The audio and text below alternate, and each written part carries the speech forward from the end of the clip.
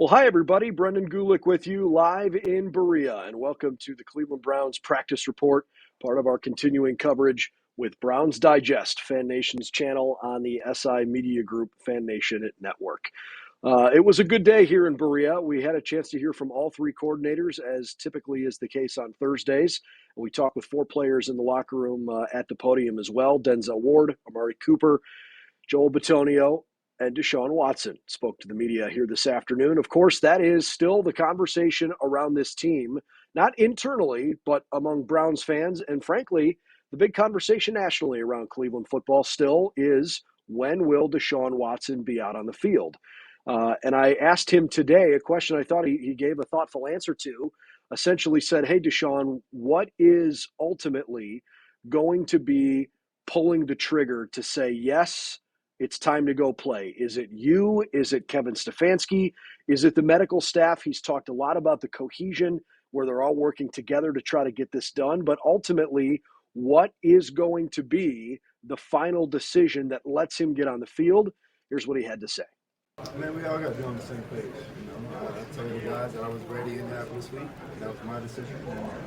I wasn't ready. So I tried to jump the gun a little bit, and it didn't go our way. So, at the end of the day, you got to listen to the experts and all the things that they did. It's my first time dealing with it, so of course I know my body, so I'm keeping track of everything that I'm doing and letting them know what's going on and what's good and what's not good. So, I think we all be on the same page and do it all feel right in that time. So I interpret that as Deshaun, the first time around, basically took matters into his own hands and said, yeah, I'm ready.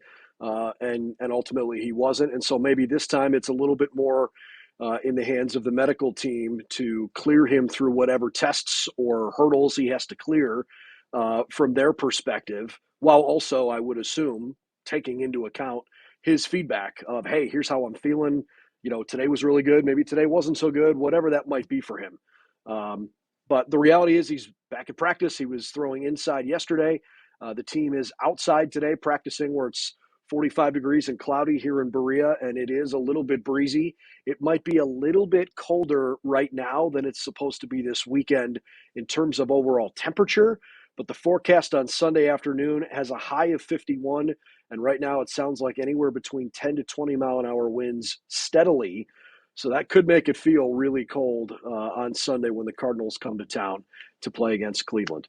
In the meantime, as Deshaun tries to work his way back and still doesn't quite yet know if it's going to be on Sunday or not, Amari Cooper was asked on how he and his teammates are kind of dealing with maybe the little bit of frustration around not knowing exactly for sure who's going to play quarterback this upcoming weekend. I mean, it's just a challenge just like any other challenge that's presented to us. Obviously we gotta adapt to any situation that's presented to us, but it's hard. I mean, we know that Ford is our guy. We know that he's a playmaker and all those things, so we would love to have him out there every chance that we get, but unfortunately the pitcher doesn't always come with our way. Injuries are part of the game, and we're just waiting on him to get healthy. Everybody's waiting on him to get healthy, that's for sure. And the Browns are looking forward to having Watson back out there just as soon as he possibly can do that. On the flip side, when we had a chance to talk with the coordinators, Jim Schwartz talked quite a bit about a number of different parts of his defense. He was, I thought, pretty thoughtful today in reflecting on his team's not just effort, but actual output, especially as it pertained to this past weekend in Seattle. And acknowledging that, after the first 3 series, he said we had a lot of fires we needed to put out. And then for the next 7 series, punt, interception, punt, interception, punt. It's like, man, I don't know if you can really play a whole lot better than we did during the middle of the game, but have to find ways to start faster and be steadier throughout the course of the game. He also made this comment about Mo Hurst and the big man coming up with a nice tip at the line of scrimmage. Of course, one of the big highlights of the game, he tipped the ball to himself and then had the wherewithal and the athleticism to come up with the interception. We sort of sandwiched really good play with really poor play. We started off the first 3 series and, we had a lot of fires to put out. we made a few adjustments and we sort of found our stride, and we went 7 series of playing about as good a defense as you can play, like punt, punt, interception, punt, punt, interception, punt. And then it was just so disappointing to leave it there at the end of the game. Our offense needed us the most right there after an interception. They needed us the most, and we didn't get the job done. So we feel a tremendous responsibility for that. But the more plays we can make like Mo made, and an interesting thing with that, he had never practiced that position.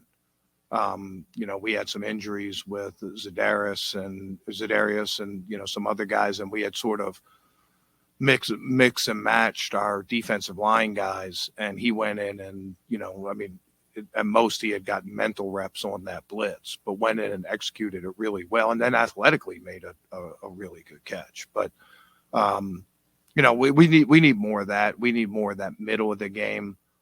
We can't be a feast or famine defense. That's not a way to play. That's not a way to play defense. And our run game was feast and famine too. We played most of our snaps really good in the run game, but then we give up 3 big plays in the run game, and that's not going to get it done. That's not where we want to be. That's not where we need to go to take this team where we want to go.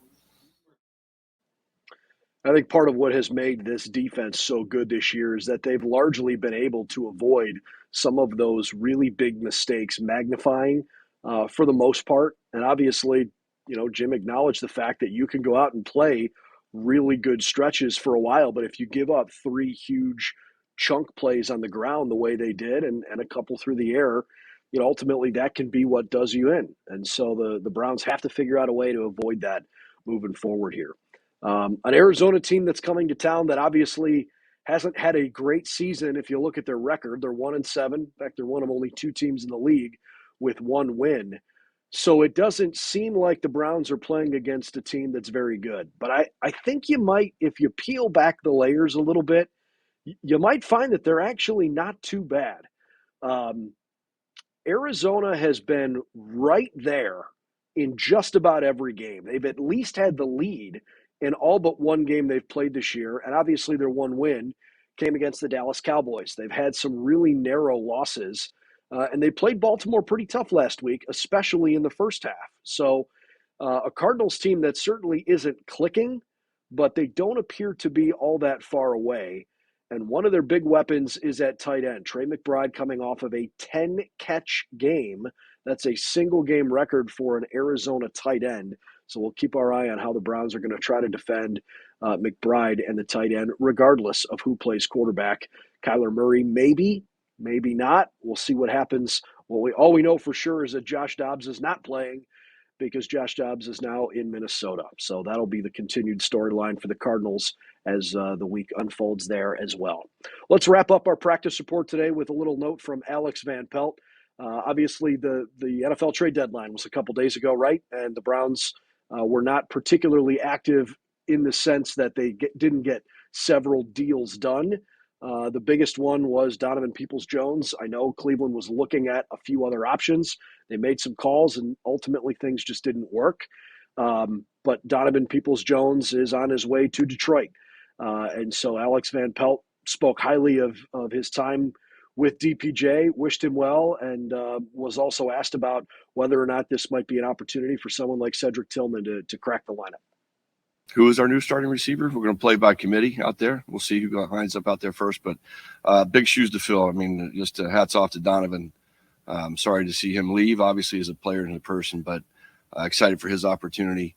We'll have to have a couple guys fill those shoes. But, yeah, I think he's one of the guys that definitely will be in the mix there. He'll find his way. It'll get him more involved than he has been in the past. Marquise will be in there. We'll roll guys through that spot. And so AVP in the offense rolls along and tries to figure out a way to crack this Cardinals defense that, again, for being 1-7, somewhat surprisingly with that mark, they've been extremely productive in generating negative plays. A lot of sacks, a lot of tackles for loss among the upper-level teams in the NFL in both of those regards here so far in 2023. So some work to be done there for sure.